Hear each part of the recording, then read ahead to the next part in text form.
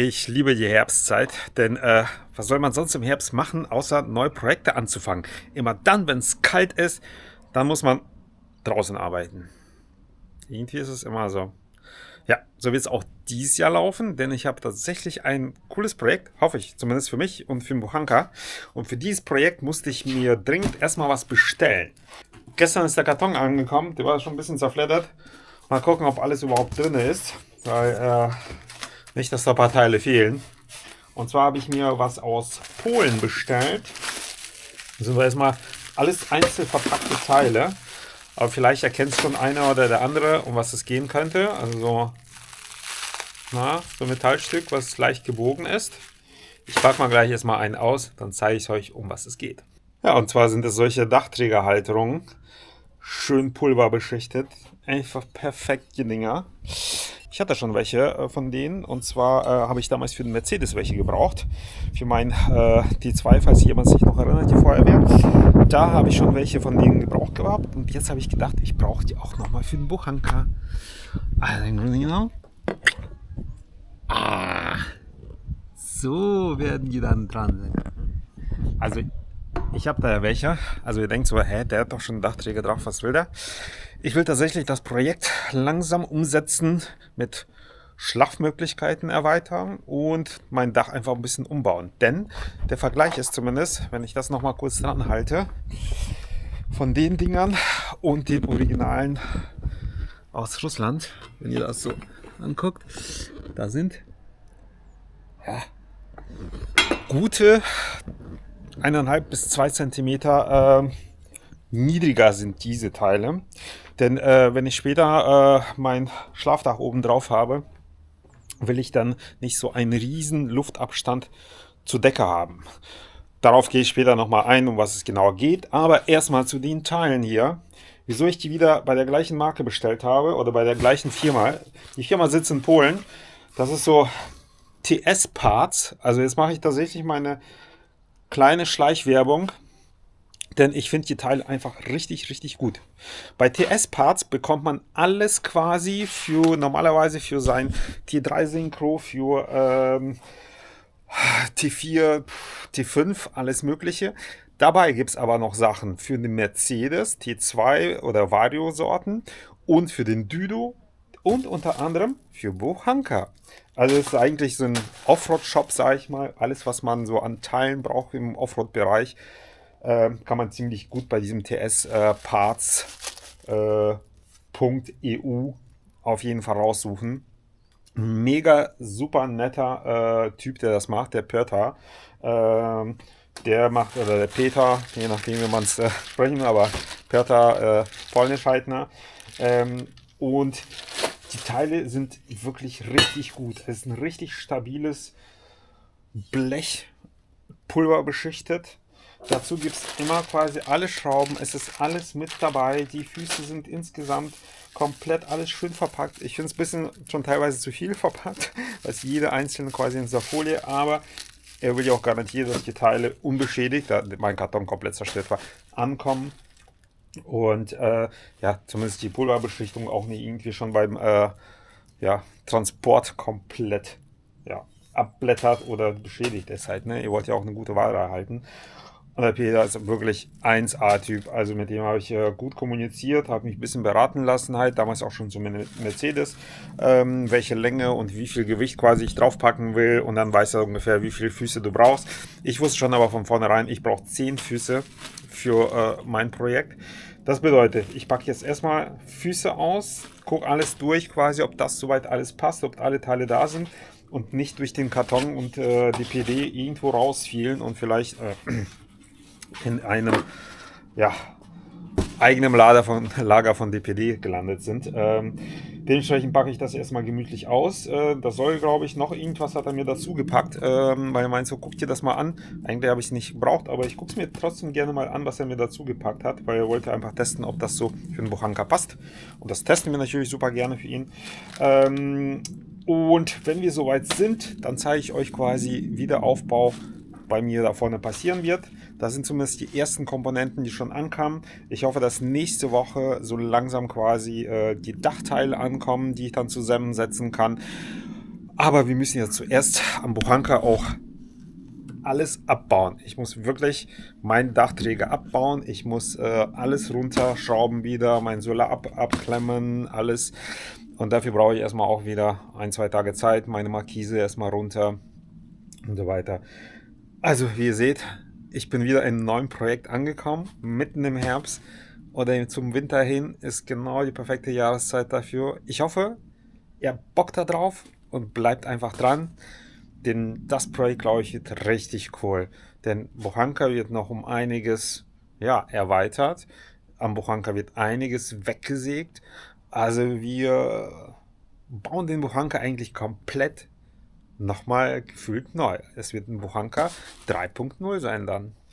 Ja, insofern würde ich mal sagen, wir packen erstmal hier alles aus und schauen uns die Teile genau an. Geil, ich habe gerade beim Auspacken was entdeckt. Peter meinte schon irgendwie, dass er mir noch eine so HD-Version, sag ich mal, ne, so extrem starke Version an Dachträgern reinpackt, die er jetzt seit neuestem entwickelt hat. Und die soll ich mal testen. Und dass er mir quasi 2 Füße davon reinpackt zu den Standards. Und jetzt zeige ich euch mal, wie der Unterschied ist. Das ist ja echt gewaltig geil. Also vielleicht hätte ich tatsächlich lieber dann die HD-Teile, sag ich mal, die High-Definition-Version genommen. Denn schaut euch das mal an. Das ist der Standard, das ist die Extreme. Schaut mal die Breite davon alleine an, wie viel breiter der untere ist. Dementsprechend auch die Auflagefläche, die ist hier massiv. Also, das ist ja wow. Mega. Das ist ja cool. Oh, das ist ja eigentlich genau Perfektheit. Das heißt, da wo ich das höchste Gewicht haben werde, werde ich einfach mal die Dinger einbauen. So, die untere Bereich der Füße, der hat sich nicht verändert. Also die sind beide exakt gleich. Das heißt, die brauchen, kommen an die gleiche Stelle im Grunde genommen. Die sind einfach viel fetter. Oh. Und jetzt haben wir nochmal ein besonderes Special, den die auch entwickelt haben. Finde ich, die haben einfach wirklich an alles gedacht. Also wenn der Dachträger so, sage ich mal, in der Regenrinne steht, dann seht ihr schon, der Winkel, der ist super schräg. Das heißt, wenn ich eine Markise hier aufbaue, bin ich in so einer schrägen Lage und gehe nach oben dann weg beim Aufmachen. Das wollen wir nicht. Wir wollen wieder einen geraden Winkel haben. Und dazu gibt es so coole Sachen, so Winkel, die extra hier außen dran gemacht werden. So, ich versuche mal, ob ich das mit einer Hand haltend schaffe. So, also im Grunde genommen kommt er hier außen dran und dann habt ihr einen geraden Winkel nach unten für die Markise oder sonstiges Zeug, was ihr dran machen wollt. Mega cool. Es gibt noch einen wunderschönen Gimmick, den die gerade neu entwickelt haben. Der ist noch nicht pulvergeschichtet, aber trotzdem finde ich ihn schon mal ganz cool. Der kommt gerade auch da oben dran als Winkel. Und hier oben ist ein Bieröffner dran. Also das nächste Bier wird auf jeden Fall am Dachträger geöffnet. Das ist ja mega. Echt süß. Also wie gesagt, ich mache die Werbung nicht, weil ich irgendwie was dafür bekomme oder Prozente oder sonst was. Gar nicht. Ich bin einfach von dem Shop überzeugt, da ich schon was von denen hatte. Qualität ist super top, gute Bearbeitung, super schnell hilfreich und die Sendezeit, ich habe es bestellt, glaube ich, am Samstag, Dienstag war es schon alles da. Top. So, der Peter hat mich nur einmal bei einer Sache gebeten, und zwar die Dinger mal testen. Das sind irgendwann so Lüftungsschlitze. Die testen den doch mal direkt. Also, die werden hier in die Fahrer- oder Beifahrerseite einfach eingestellt. So. Okay. Ha, das ist hier schon. Und das Ganze wird dann einmal hochgedrückt. Dann haben wir auf jeden Fall hier Belüftung. Und da auch. Sieht gut aus. Hier kann keiner mehr reingreifen. Schön stabil, die Teile aus Metall. Ich glaube, ich bin mal gespannt, wie es ist, wenn man damit fährt. Weil dann habe ich ja automatisch Luft rein, muss nicht jedes Mal dran denken, das zuzumachen. Keine Insekten oder sonst was kann da reinfliegen. Also bis jetzt passen die. Ich bin mal gespannt, wie die in der Praxis sind. Habe ich noch nie darüber nachgedacht, dass ich welche haben will, aber wieso nicht? Ich weiß auf jeden Fall, die gibt es auch für T3 und Mercedes und wie gesagt, Bochanka auch anscheinend. Ja, da bin ich mal gespannt, wie das ist. Voll. Mega. Cooles Teil. Da heute so ein perfekter Tag ist zum eigentlich was machen, machen wir auch schon mal die Markise ab. Dann haben wir schon mal ein bisschen einen Teil der Arbeit gemacht. Vielleicht auch die Hälfte schon mal von dem Dachträger, dem hinteren Teil. Jeder ist irgendwie beschäftigt. Lisa ist da irgendwie im Blumenbeet. Pete versucht ihr was zu helfen. Ich habe gerade nichts zu tun. Ich könnte da natürlich was machen, aber lieber eine Person, das reicht. Also gehe ich jetzt einmal aufs Dach.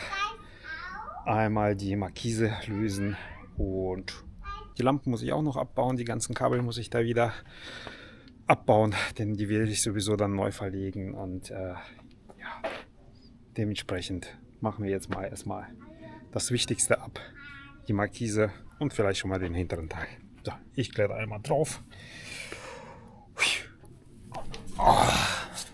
Na, da sind wir schon fast oben. Also ich muss sagen, das Original von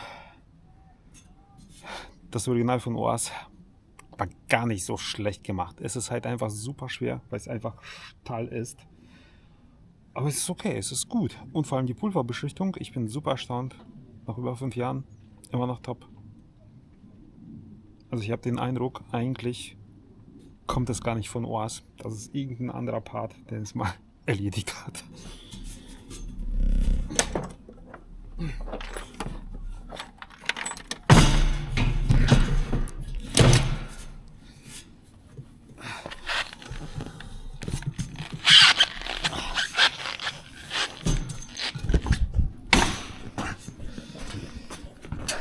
So, dann gucken wir mal. Da sitzt eine Befestigung, da vorne und da eine. Ja, auf 3 Stück habe ich die gesetzt. Ist okay. Und eine Lampe habe ich auch noch. Ah, die Lampe muss ich wieder abschneiden. Das ist doof. Also, hier sieht ja eine Lampe von außen, für außen. Die muss ich auf jeden Fall einmal komplett abschneiden.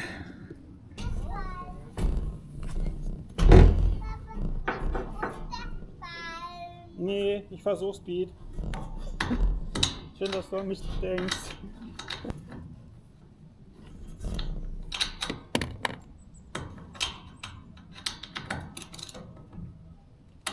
Aber du musst quasi die Markise gleich halten. Ja, aber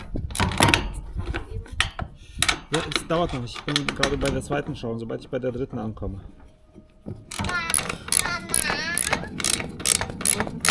weil ich die Markise holen.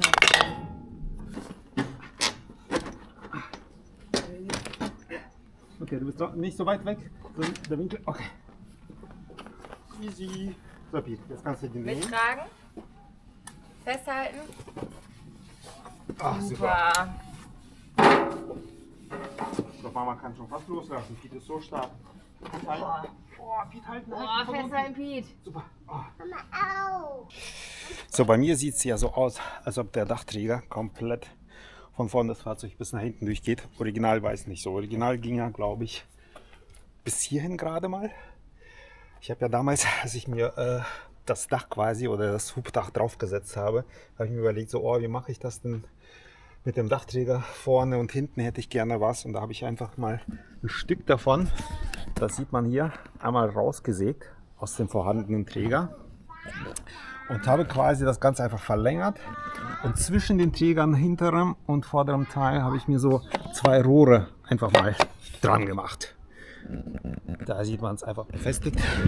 Die Rohre sind im Grunde genommen aus dem Hornbach Schreibtischfüße gewesen. Die habe ich einfach abgesägt, auf die Länge gebracht. Habe quasi einmal schwarz, besser gesagt, die waren schon schwarz, aber von innen nochmal das abgesägte nochmal frisch gemacht, damit es nicht rostet. Und das passte perfekt. Ich konnte einfach drüber, über die Originalrohre drüber schieben, festschrauben. Und dadurch habe ich das erreicht, dass es als Ganzes wirkt.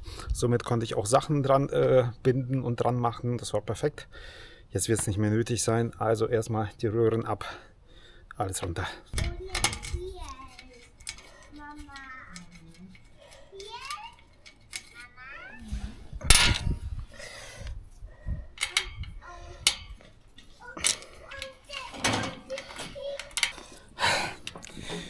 So, jetzt kommen wir mal zum Strom. Und zwar habe ich mal für die allererste Reise machten, da hatte ich die Buhanka gerade noch frisch, habe noch nicht alle Sachen geschafft und Sachen zum Weitermachen mitgenommen. Und so war es auch mit den Rücklichtern, die ich dran habe. So weiß ich damals, dass wir in Albanien am Strand saßen und ich musste das Kabel von vorne irgendwie bis nach hinten kriegen. Und ich hatte nichts dabei außer Kabel und irgendwie sah es nicht schön aus. Und dann lag in Albanien am Strand, da lag ganz viel davon halt, ne? Solche einfach Rohre, die sonst für Wasser benutzt werden bei denen. Das war super lang, das Teil. Ich habe es mir einfach genommen, da die Kabel durchgeschoben, hier ordentlich einmal dran gemacht quasi oben, Kabelbinder befestigt, fertig. Das war jetzt über 4 Jahre dran. War super, war echt nichts mit. Also tatsächlich, ne, manchmal helfen auch so pragmatische Lösungen, aber einfach als ein Schlauch rein, Kabel rein, fertig, hilft auch. So, jetzt muss es aber runter, das heißt durchknipsen, Kabelbinder und alles runter.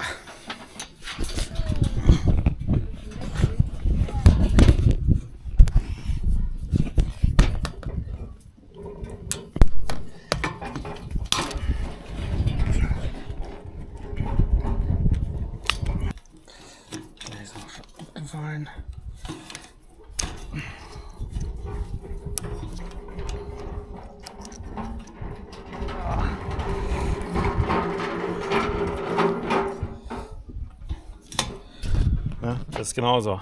Eigentlich No-Go, hat aber 4 Jahre lang funktioniert. Diese Kabeldieb sowieso, weil ich nichts dabei hatte.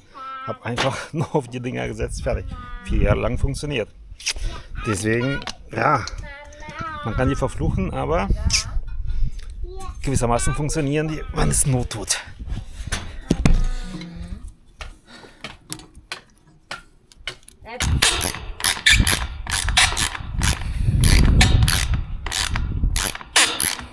Boah, die Sonne ballert heute aber ordentlich. So, wenn ich schon dabei bin, fast schon alles runter. Es sind nur noch 3 Schrauben. Dann ist der hintere Teil schon mal runter. Und dann kann ich mir angucken, wie das überhaupt aussieht. Ich weiß schon gar nicht mehr, wie Buhanka aussah. Ohne den Dachgepäckträger. Also, wir heben gleich diese hintere Kante erstmal an. Also, anheben. Und dann müssen wir versuchen, rausruckeln und zu Sicht ziehen. Der hintere Fuß muss am besten quasi drinnen bleiben, sodass wir den gleiten. Und dann vorsichtig quasi rüber. Ja, ich muss aber irgendwo draufstehen, sonst habe ich aber keine. Ja, aber das reicht nicht. Ich muss aufs Dach da.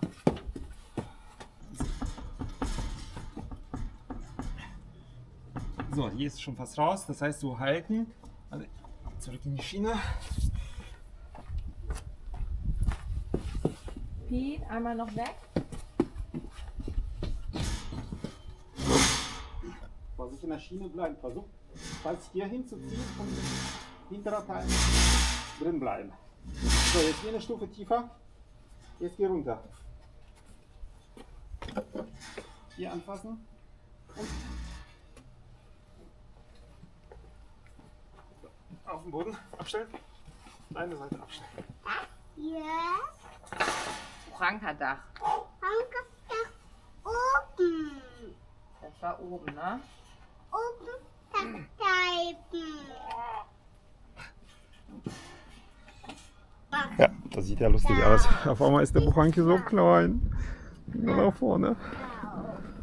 Ich mal drauf. Das sieht echt komisch aus. Lisa, das sieht doch komischer als aus, oder? Ja. So, das. Oh. Bisschen seltsam. Buhanki ist voll klein geworden dadurch. Da muss dringend wieder was drauf. So, jetzt setze ich einmal die Füße von TS Parts Und die aus Polen und bin mal gespannt, wie die da dran sitzen. Aber ich glaube, die sind schon geiler. Die sind wirklich geiler. Und vor allem ein bisschen niedriger. Ich sag mal so, die waren gar nicht so schlecht bearbeitet. Die waren mir einen Tick zu hoch. Das war der ganze Unterschied. Also schaut euch allein die Auflagefläche von dem Buchanka, wie klein die war und wie groß der hier ist aus Polen. Also die Gewichtsverteilung ist deutlich, deutlich besser bei so einem Teil als bei den schmalen, kleinen Dingern halt. Stell dir vor, ich hätte davon sowieso noch welche Füße gebraucht. Das hätte mir absolut nicht gereicht. Und für das Dach, ja, schon eine bessere Lösung.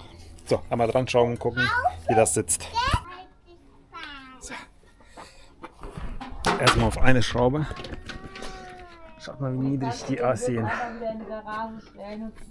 Wie schön breit die Auflagefläche ist. Und wenn wir dann noch hier eine Gegenstütze haben, sodass die wirklich exakt zueinander, also quasi durch diese Schrauben, dann wird es perfekt. Es ist so viel cooler jetzt. Das heißt, hier in der Mitte wird es fast unten gerade durchgehen. Nicht mehr so hoch wie der davor.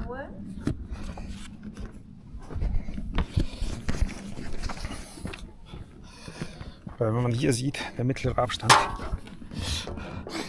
schau mal, wie hoch der ist. Und den wollen wir vermeiden, wenn wir das Dachzelt drauf haben. Einfach damit weniger Luft da reinpresst quasi und das Ganze hochdrückt beim Fahren. Das ist halt der wesentliche Punkt des Ganzen. Plus Verteilung des Gewichts. So, jetzt habe ich mal nachgewogen, wie schwer dieses Teil ist. Ne? Also es ist ungefähr ausgewogen, was ich hinten habe, und vorne ist fast ähnlich halt. Ne? Also sind grob 45 Kilo. Das ist schon ordentlich. Ne? Ich meine, gut, das Dachzelt wird auf jeden Fall auch nochmal einiges wiegen. Ist zwar aus Alu, aber trotzdem. Ne? Da ist ja auch Holzboden, Matratze drin, sonst noch was. Aber 45 Kilo, das ist schon mal ordentlich. Ja, Lisa, dann muss ich entscheiden, ob ich am Ende nochmal 22 Kilo wieder drauflege für den Gepäckträger oder 2 Elemente bei den TS-Parts nochmal bestelle, bei dem Pörter. Weil die werden ein bisschen leichter. Na, gucke ich mal dann. So, erster Teil geschafft. Bei dem vorderen Teil muss erstmal die Solarplatte runter, alles abgeklemmt werden. Das dauert erstmal. Aber ein Teil heute geschafft, finde ich geil.